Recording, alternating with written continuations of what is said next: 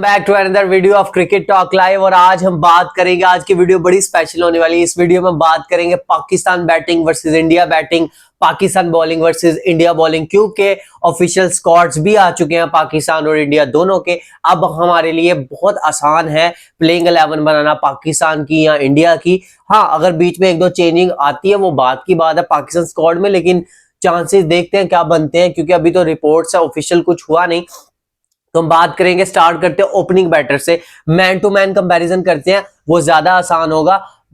Saim Ayub versus Abhishek Sharma. तो यार performances अगर रिसेंटली देखी जाए, साइम अयूब तीनों फॉर्मेट्स खेलते हैं पाकिस्तान के लिए। अभिषेक शर्मा को अभी सिर्फ टी20 और आईपीएल में उन्होंने अपना पोटेंशियल शो करवाया। करंटली नंबर 1 बैटर भी हैं टी20 रैंकिंग्स में।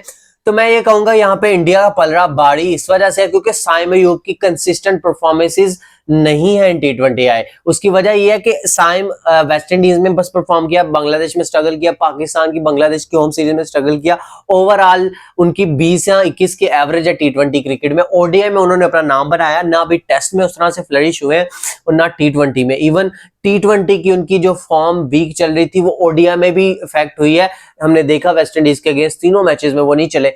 और Abhishek Sharma on the other hand, England की prime bowling, Jofra Archer, Mark Wood, Jordan, Adil Rashid के अगेंस्ट उन्होंने एक लवली सेंचुरी, फास्टेस्ट सेंचुरी 42 या 3 बॉल्स पे उन्होंने बनाई। उन्होंने अपना पोटेंशियल शो किया कि why he is the greater player, he will be the superstar in future for India. और उन्होंने अपने ग्लिम्पसेस शो करवाना शुरू कर दिया। और यहाँ पे भी अभिषेक शर्मा हायर है साइम के, मुझे पोटेंशियल पे, साइम पे के टैलेंट पे मुझे कोई डाउट नहीं है। Without any doubt Saim on the day destroyer से on the performances, on the basis of strike rate. एक बंदे का 190 का, एक का 135-40 का, तो वो तो हेल्प आउट नहीं ना करता। तो वो एक बात है।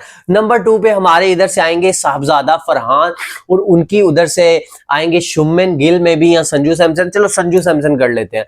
संजू सैमसन वो प्लेयर है जिसकी 3 सेंचुरी है टी20 आए में। और वो पहले तो उनको जब कोहली या रोहित होते थे उनको चांसेस नहीं मिलते थे, लेकिन जैसे ही उनकी जगह खत्म हुई वो डायरेक्टली टीम में आए। और उन्होंने राजस्थान रॉयल में जैसे परफॉर्म करते हैं, अपनी टीम को लीड लेके जाते हैं, वैसे ही परफॉर्म किया। और 3 सेंचुरी, साउथ अफ्रीका में उन्होंने सेंचुरी लगाई, इंडिया में उन्होंने सेंचुरी लगाई, और एक इंपॉर्टेंट पार्ट बन चुके हैं अपनी टीम का।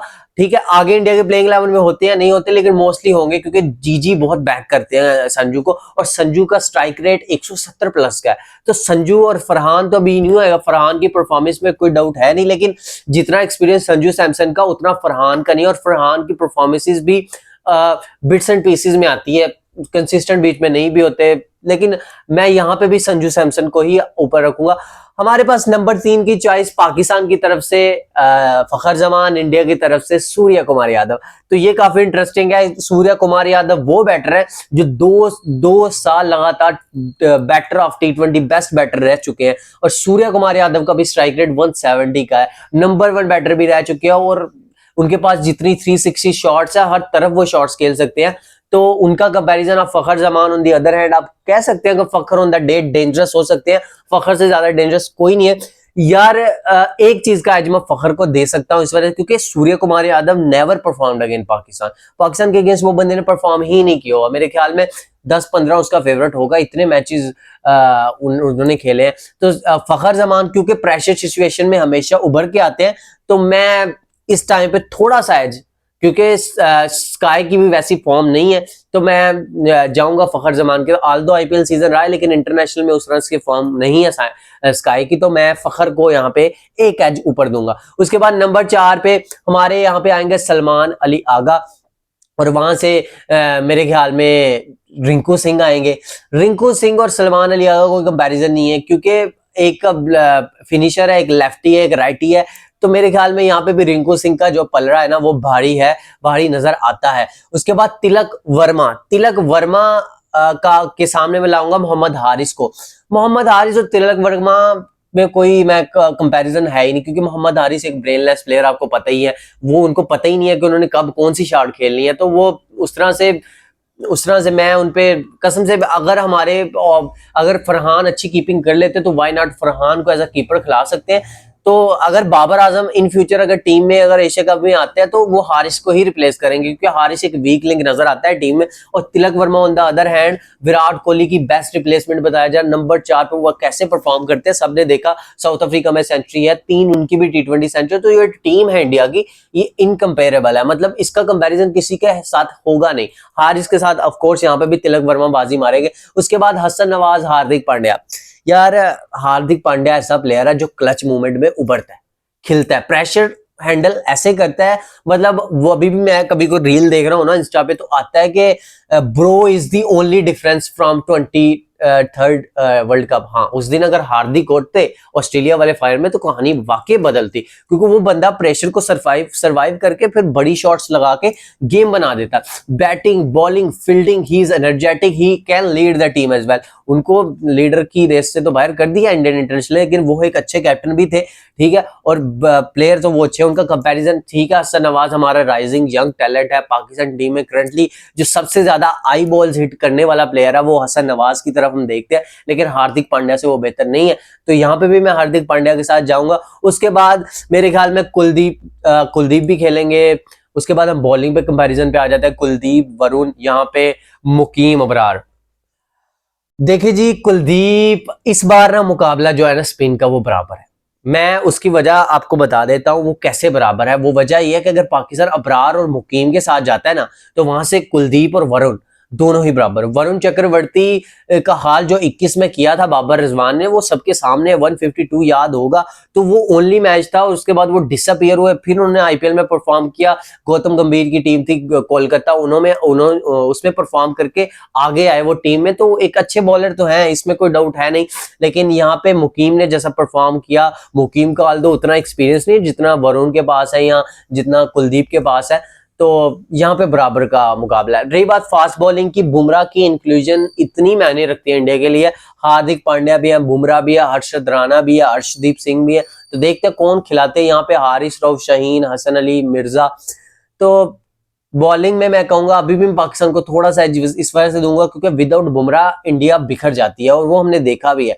लेकिन बुमराह अगर होंगे तो ये मेक अ डिफरेंस करेंगे। बुमराह एक अच्छे बॉलर है, साथ इनकी स्पिन बहुत अच्छी है, ठीक है।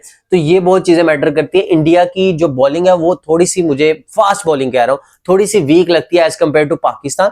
और जो बैटर है वो डोमिनेंट है। इंडिया का किसी भी बैटर का कंपैरिजन पाकिस्तान बैटर से नहीं हो सकता। उसकी वजह मैंने बताई, strike rates, higher strike rates. मतलब कोई भी उनका नीचे से आप अगर अक्षर पटेल को भी देखेंगे ना, उसका स्ट्राइक रेट भी 150 प्लस का है। तो अक्षर पटेल वही है जिन्होंने साउथ अफ्रीका के अगेंस्ट फाइनल में कितनी शानदार नॉक खेली थी, 31 बॉल पे 48 किया था। तो इंडिया की इतनी बैलेंस टीम है। इंडिया शुरू से ही एक बैलेंस साइड रही है, और आज भी वो जैसे परफॉर्म कर रही है through out the matches, through out the tournaments. वो अभी लास्ट 3 आईसीसी टूर्नामेंट्स देखे तो वो टीम सिर्फ एक मैच आ रही है जो फाइनल था, उसके बाद वो हारी ही नहीं है। तो अगर वो भी जीत जाते तो 3 एक सिस्टम के थ्रू जब आप चलते हो, उनका सिस्टम बहुत अच्छा है, ठीक है। अभी श्रेयस अय्यर को उन्होंने बाहर किया, ठीक है, एक बिग मिस था इंडिया के लिए, लेकिन फील इस वजह से नहीं होगा, उसके साथ तो जाती है। मान लिया शुभमन गिल, वो सारा तो एक अलग चीज है कि शुभमन को खिलाएंगे। Vice captain, of course vice captain है तो टीम में तो खेलेंगे, क्योंकि ये तो एशियन कल्चर है, एशियन पॉप कल्चर ये है, कहता है कि वाइस कैप्टन है तो खेलेंगे। हमारे इधर वाले वाइस कैप्टन तो इंजर्ड है, वरना वो भी उनकी जगह नहीं बनती शादाब साहब की, तो उन्होंने भी खेलना ही खेलना था नवाज की जगह।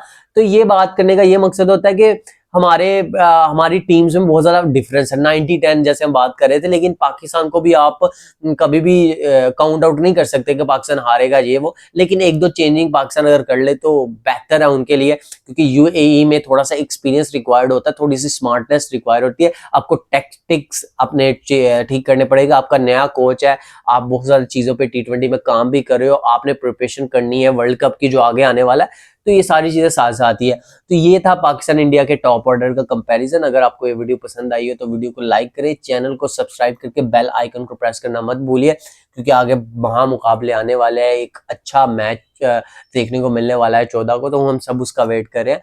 तो अपना बहुत सारा ख्याल रखिए, मिलते हैं अगली वीडियो पे। अल्लाह हाफिज।